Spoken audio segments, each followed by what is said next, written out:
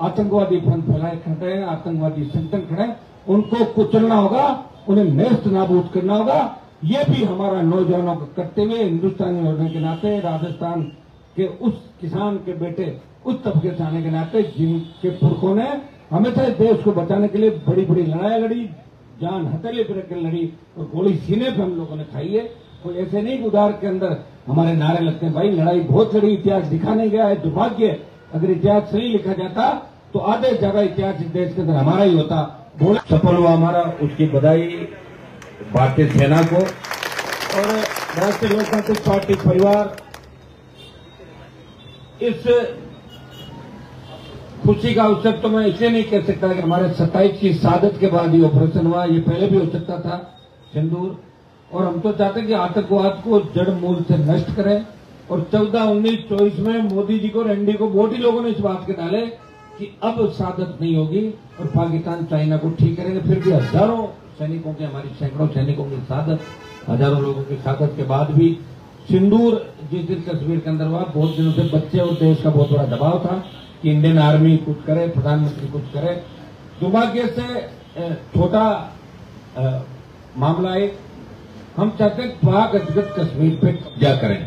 ये हमारी पार्टी की तरफ से भी सर्वदलीय बैठक की मीटिंग इन्होंने कल रखी है, उसमें हमें आमंत्रित नहीं किया। छोटे दलों को कोई दिक्कत नहीं। इस घड़ी के अंदर हमारा पूरा आरएलपी का परिवार, हमारे सभी छोड़ के देश हित में प्रधानमंत्री के साथ खड़ा, इंडियन आर्मी के साथ खड़ा, कंधे से कंधा मिला के। और हमारे जवान तो ऐसे हैं कि आज पूरे किसान के बेटे ही लड़ रहे हैं। आप देख रहे हैं कि किस तरह के वीडियो वायरल हो रहे हैं, चल रहे हैं हमारे जयकारों के साथ, जय जवान जय किसान के नारों के साथ, तेजाजी के नारों के साथ। और जो जिस रेजिमेंट का जो नारा होता है उस नारे के साथ रेजिमेंट है लड़ाई लड़ रही है। एयर स्ट्राइक हमारा सफल हुआ। और बड़ी चीज भी उसमें मॉक ड्रिल आज हुआ और इसका सम्मान हमने मॉक ड्रिल का करते हुए 2 घंटे तक हमने इसको इस तरह का कार्यक्रम, और आप शांति से बैठे रहे। अब अभी मैसेज आ गया कि आप आ सकते हैं, यहाँ से अपन शहीद स्मारक की तरफ कूच करेंगे। आगामी हमारा कार्यक्रम है, हमें रैली करनी जयपुर के अंदर 1 लाख जवानों की। तो रैली के लिए हम ये चाह रहे हैं कि एक बार आप सब वहां से जाने के बाद संवाद वाइज मेरे से मिलोगे कि नहीं मिलोगे, क्योंकि रैली की घोषणा तो मैं अभी कर दूंगा। लेकिन दिक्कत ये हो जाएगी कल परसों पहले दिन अगर कोई ऐसी बात हो जाए तो फिर बीच में अपने को नहीं करना पड़े। इसलिए सोच समझ के, क्यों आप बताएं, सोच समझ के हम आप लोगों से एक बार बात करके अगला हमारा क्या होगा ये तो शहीद स्मारक से घोषणा कर देंगे अपन कि भाई 21 तारीख को रैली करेंगे। उस समय आरएलपी का प्रत्येक पारिवारिक आदमी अपनी गाड़ी, घोड़ा, साधन, बसें उस तरह लेके आ जाएगा जिस तरह हुंकार रैलियों के समय 5-5 लाख की संख्या में आप करते थे, वो हमें करना है। हमें ताकत दिखानी है, हमें प्रदेश को ताकत दिखानी है कि हनुमान जी का विधानसभा में सदस्य राग नहीं रहा, उससे कोई फर्क नहीं पड़ता। वो देश में खड़े पहलवान बेटियों की न्याय की लड़ाई लड़ रहे थे, किसान आंदोलन में सत्ता को ठोकर मारी, और अग्निवीर की लड़ाई देश के अंदर अकेला व्यक्ति को लड़ रहा है। वो नागौर का सांसद सेना के सम्मान में अग्निवीर की लड़ाई देश के अंदर लड़ रहा है। इस बात का संदेश हमें देना, ये लड़ाई मेरी अकेले की लड़ाई नहीं है। पेपर लीक की घटनाएं दोबारा नहीं हो, दोबारा कोई नौजवान पुलिस की गोली का शिकार नहीं बने, दोबारा कोई एनकाउंटर राजस्थान में नहीं हो, बद्री माफिया का आतंक नहीं हो, दोबारा आरपीएससी के अंदर ऐसी हरकत नहीं हो, इसलिए कानून बने। और भजनलाल सरकार सो रही मेरे भाइयों, गुजरात में अभी जो 2 दिन का मामला था, मुझे तो लग रहा है वो ओडिशा के अंदर जा रहा। भजनलाल जी का भी फीडबैक दिल्ली पहुंच गया पूरा कि सरकार कैसी चल रही है। इसलिए हमें मजबूती से लड़ाई लड़नी। कांग्रेस पार्टी बीजेपी की गोद में बैठ गई, क्योंकि जो भी सीबीआई जांच होगी, एसओजी के जो मामले खुल रहे हैं, इसमें कांग्रेस के नेताओं के और उनके परिवारजनों के नाम आ रहे, वो पकड़े जाएंगे। तो जो पकड़ा जाएगा वो कभी नहीं बोलेगा वही जो सच्चा होगा। और सच्चाई के साथ आरएलपी पार्टी राजस्थान में लड़ रही है। हमने कहा भी था कि जब भी जवान किसान को आवश्यकता पड़ेगी हम हमेशा मजबूती के साथ करेंगे। मैं आरएलपी के योद्धाओं को धन्यवाद दूंगा कि एसआई भर्ती और दूसरी भर्तियों के नाम से हमने आंदोलन की शुरुआत की। एसआई भर्ती का अभ्यर्थी कम संख्या में आ रहे हैं, दुर्भाग्य, लेकिन हम कोशिश करेंगे कि बड़ी रैली जिस दिन भी होगी एसआई भर्ती के अभ्यर्थी भी आएंगे। सामने हमारे जो दिख रहे हैं वहां पे तमाम जो भर्तियों वाले बच्चे हैं, कुछ और मामले नौजवानों के, जो तमाम मुद्दों को हम साथ लेंगे। हमारी रैली के अंदर, हमारे संदेश में राजस्थान के जवान का प्रत्येक मुद्दा होगा। जो भी हमारे पास आएगा वो जब सरकार से बात होगी तो उसके अंदर शामिल होगा। बात क्या होगी, आर पार होगी सरकार से। और निश्चित रूप से मैं धन्यवाद दूंगा 4 दिन पहले छोटे सामान पर हजारों की तादाद के अंदर आए, गिरफ्तारियां की, सरकार डरी और हाईकोर्ट ने कड़ी फटकार राजस्थान की सरकार को लगाई कि क्या कर रहे हो आप लोग, गिड़गिड़ाई सरकार कि थोड़ा टाइम दो, मदद करेंगे। और भाइयों, इसमें किस किस तरह मंत्रियों के, उनके रिश्तेदारों के, महिला मित्रों के जो नाम आ रहे हैं चल के, उससे अंदाज लगा सकते हो राजस्थान किस दौर से गुजर रहा है। हमें इस राजस्थान को बचाना है, राजस्थान के सम्मान को लौटाना है। वापिस कोई दोबारा से ये नहीं कहे कि राजस्थान का है, पता नहीं इसकी डिग्री सही है या नहीं है। पीटीआई भर्ती में जिस तरह आधे ज्यादा अभ्यर्थी फर्जी घुस गए, तो इनके लिए कौन लड़ेगा भाई, कौन जांच कराएगा? स्टेट एजेंसी या दिल्ली जांच लिए भेजेंगे या भेजेगा हाई कोर्ट या सुप्रीम कोर्ट?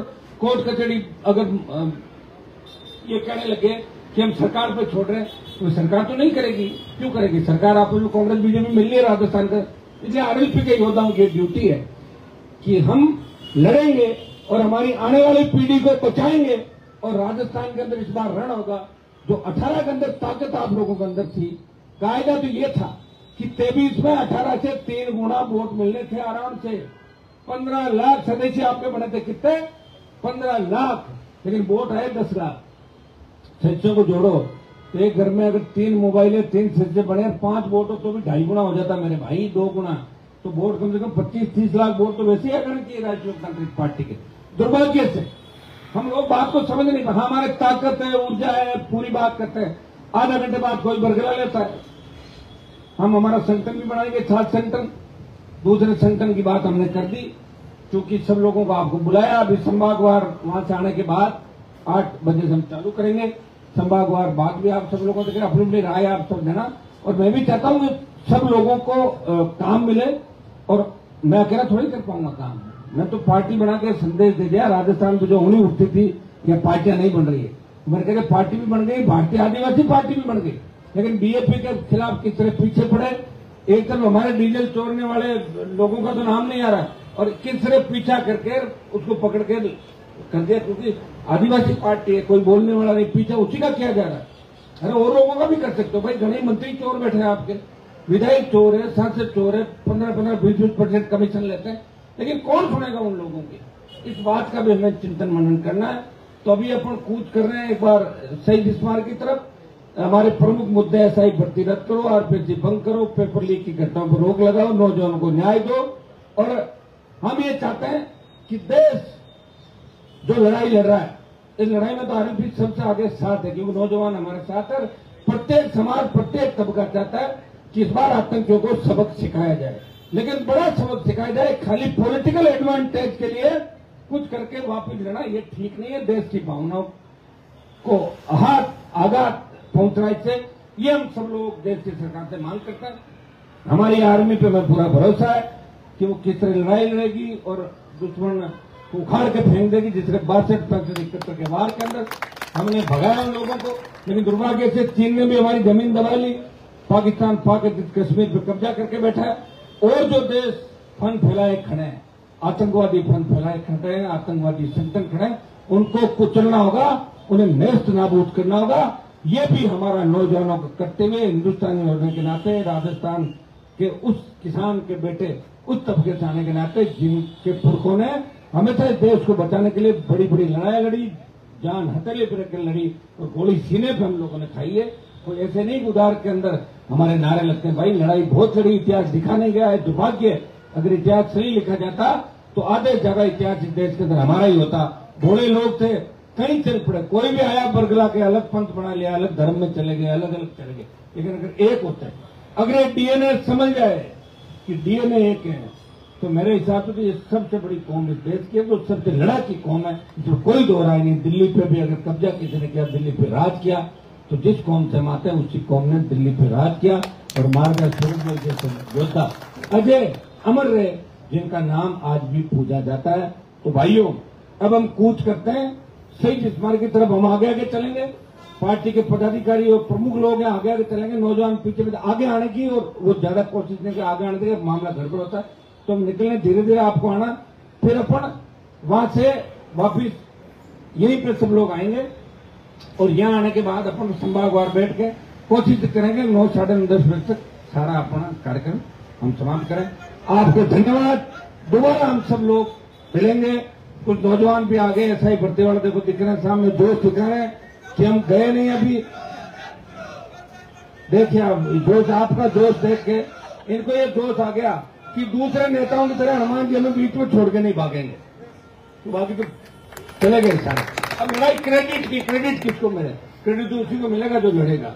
और ये तय है कि अगर सरकार नहीं करेगी तो हम दिल्ली सरकार को घेरेंगे।